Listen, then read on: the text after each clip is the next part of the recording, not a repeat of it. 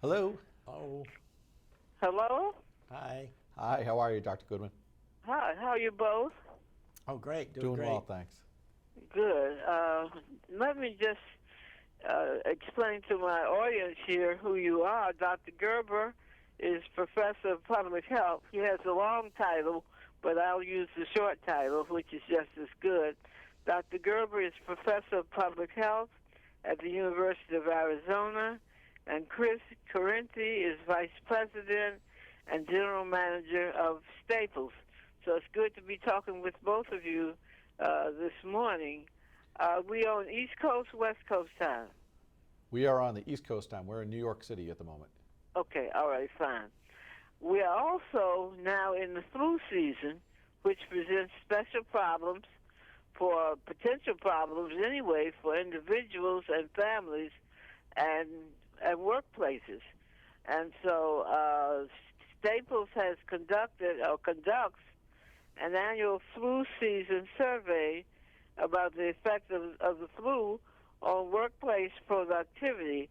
And today, I'd like us to share with our Health Power audience your findings on your latest Staples survey and also what that might mean in terms of the workplace and workplace productivity. So, Dr. Gerber, why don't we have you start? Yeah, what our area is looking at how you reduce the spread of colds and flus in the office environment. And what we've done is identify key areas in the office environment where you're more likely to pick up cold and flu viruses. You know, you get those viruses on your hands and then you bring your fingers to your eyes or nose and you can effectively transmit cold and flu viruses that way.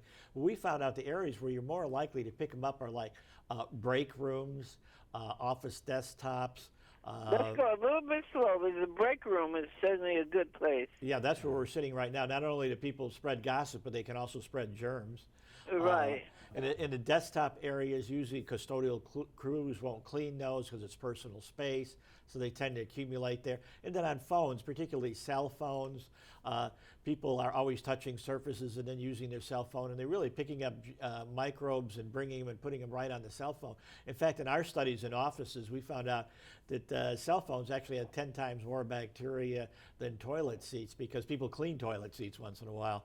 Cell phones, people rarely clean all the time. They don't realize they make the germs a little bit more mobile when they move their cell phone around an office or they take it home, and so they can carry germs when they go around. And what we found too is looking at interventions in offices to keep cold and flu viruses from spreading, looking at not only getting, of course, the flu vaccine, but Hold on 1 second. You didn't mention one area that I would have thought, and that's the computer. the computer is another area too.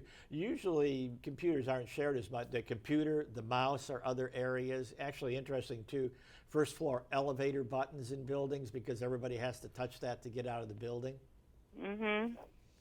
But what you can do is practice good hand hygiene, use a hand sanitizer, and use disinfecting wipes on key surfaces like tabletops, desktops, coffee pot handles. We found does a really good job in reducing the spread of viruses around office by 30 to 50% generally. Okay.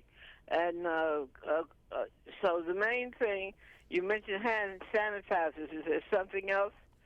Or is that the main thing people should focus on? Well, I think both hand sanitizers and disinfecting wipes. And people are becoming more aware of that, of practicing good hygiene like that. Is like Staples found out in their recent survey of offices. Well, I think one other thing to add also is creating this culture of wellness. And what we mean by that is if you don't feel well, your best bet is work from home. So if you have a slight flu or a slight cold, work from home. If you're really sick, stay home and rest. Your coworkers will appreciate you even more, and they'll actually have more respect for you because the last thing they want you to do is to come to work, try to gut it out, and get everyone sick by creating all these germ hotspots that Dr. Gerber just took you through. So at the end of the day, this culture of wellness, setting a good example that if you're the boss, don't come in with the flu and just really try to gut it out. Stay at home, work from home, or just stay at home and rest. And it'll create that environment that everyone will follow, and you'll actually see productivity in the office go up. That's interesting. So actually, if the person who's not completely well stays home, is better for on-the-job productivity.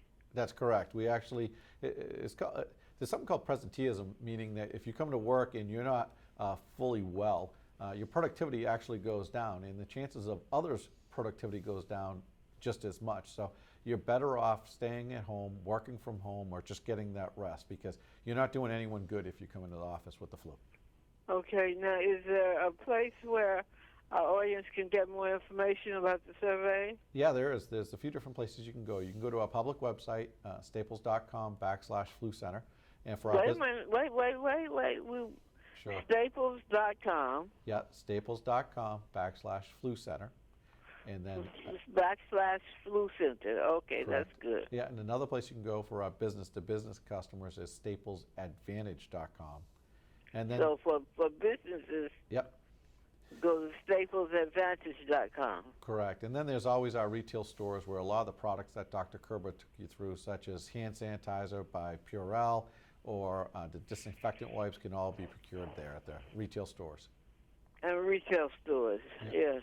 Okay, retail stores as a source for hand sanitizers and so forth. Correct. Okay, is there any, let me see, we talked about the germ hotspots.